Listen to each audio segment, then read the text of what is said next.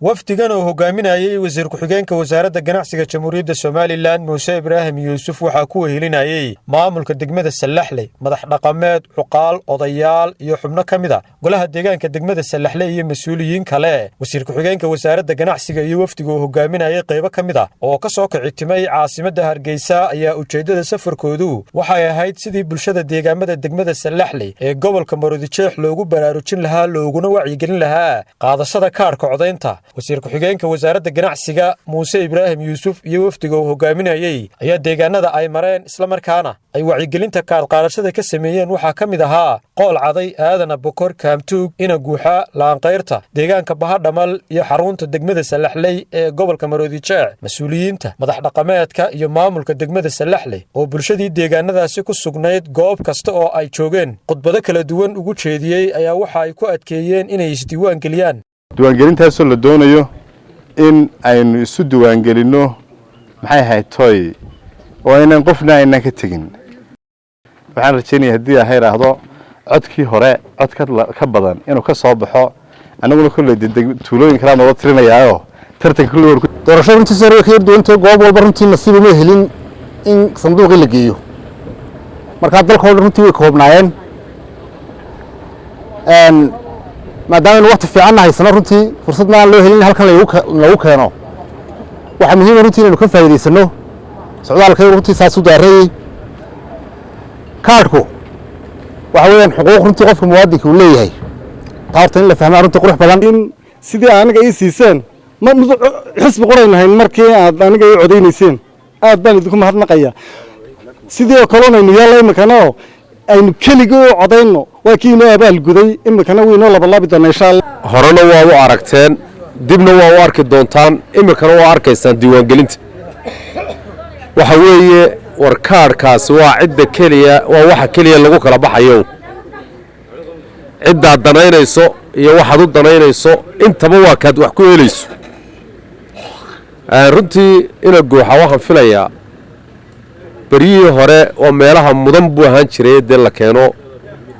hadday sanduuq noqoto iyo hadday diiwaangelin noqotoba laakiin nasiibku maanta Salaxley buu dhigay Salaxleyna ina guuxa waxba uma jiro horta maanta ma aha ololayn ma aha doorasho waa wax dantaada waxa dantaadu waxa weeyaan kaarkii doorashada ee meeshii aad jeclaato haddaanad u hiilinayn miyaan nasiib darro ahayn waxa weeye meesha jeclaato ayaad mar dhow ninka deegaanka ee ku soo baxaya deegaanka Salaxley kaaga soo baxaya tii hore aan lagu doorateen aan idinka mahad celinayne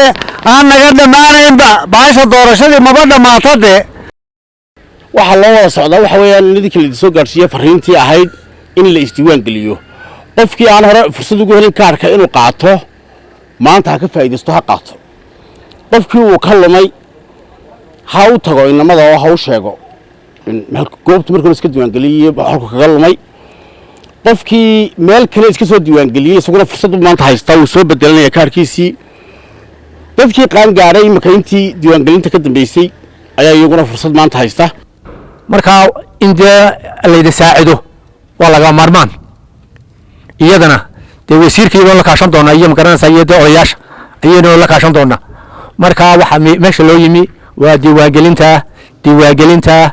in ay hore ugu fariisataan in ku dadaashaan in qalbiga imika diiwaangelin u baahan kulli sidii hore kala ma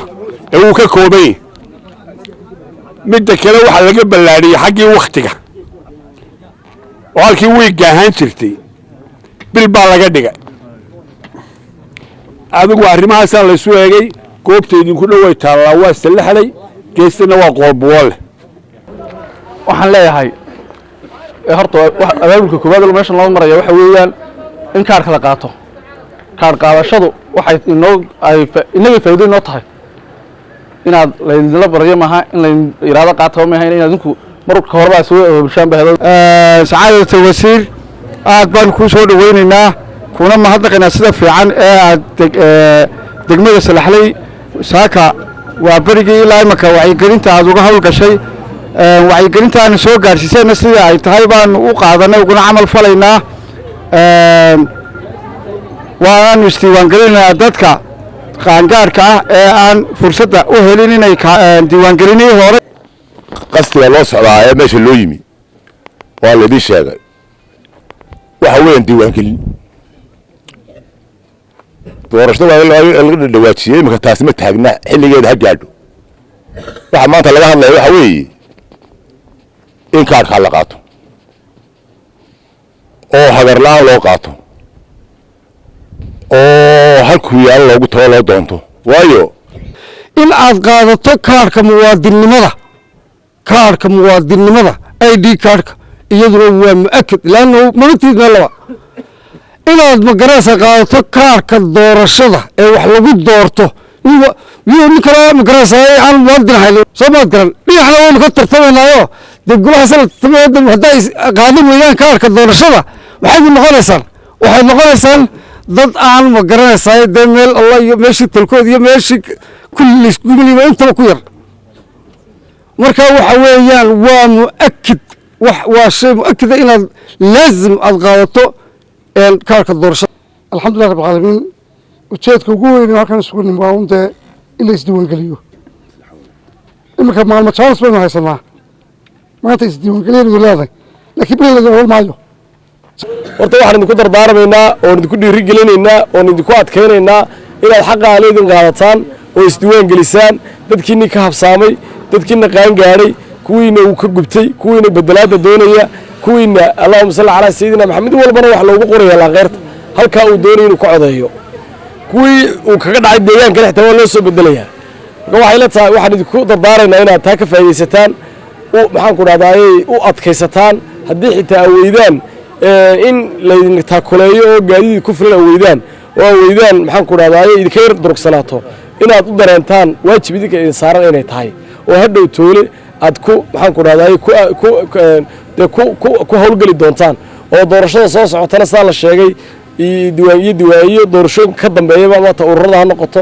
ama ta madaxweyne ha noqoto ama tu kasta ha noqotee mid walbana qofka qiimihiisu noqonayo qofkii kaadh haysta taasaan idinku dhigaynaa waxaanu ku rajo weynaa haddii la helo in qaar mobile haddii la helana inaanu ka hawlgalno haddii la heli waayo dadka aynu la mid noqonana inaynu salaxley ugu tagno inagama foga salaxley dadka qaar baa intaasoo kilomitir u soconaya oo inaga durugsan runtii laakiin inagu nasiib baynu leenahay mar haddii salaxley daba taallo halkaasaynu ugu doonanaynaa